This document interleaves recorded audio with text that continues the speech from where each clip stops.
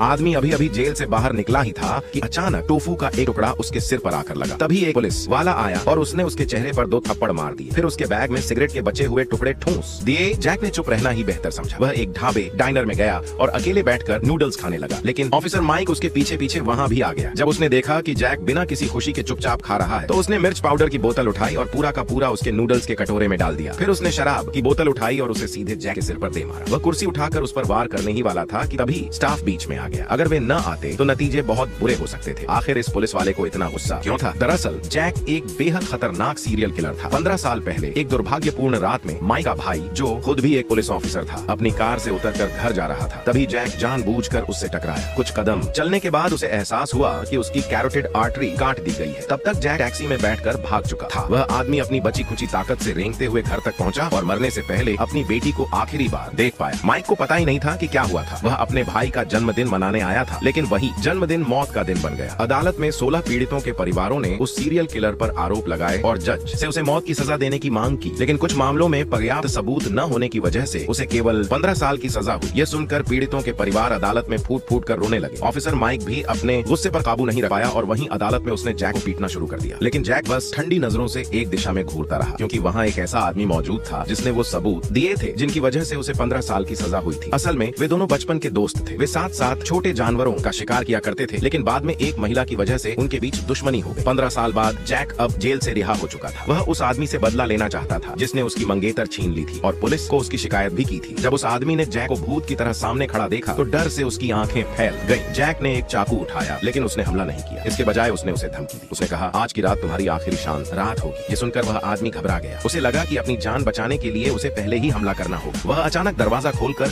Jack पर झपटना चाहता था, लेकिन जैक उससे पहले ही तैयार था। फिर भी वह आदमी कोई आवाज नहीं कर पाया। वह बस थोड़ा आगे झुक गया। उसे समझ आ गया कि जैक उसे मारना चाहता है, इसलिए वह धीरे धीरे पीछे हट गया। कमरे के अंदर जैक बेहद शांत खड़ा था और उसकी नजरें दरवाजे पर टिकी हुई थी। दोनों ही बहुत सावधानी से एक दूसरे की चाल का इंतजार कर रहे थे। तभी अचानक दरवाजे पर दस्तक हुई। आने वाली भिड़ंत अचानक रुक गई। दरवाजा ऑफिसर माइक ने खोला। उसने जैक को देखा, जो मानो किसी को मारने के लिए तैयार खड़ा था। माइक ने शक भरी नजर से बिस्तर की ओर देखा। वहाँ न खून था न कोई लाश, लेकिन उसे यह नहीं पता था कि जिस आदमी को जैक मारना चाहता था वह दरवाजे के ठीक पीछे छिपा हुआ था।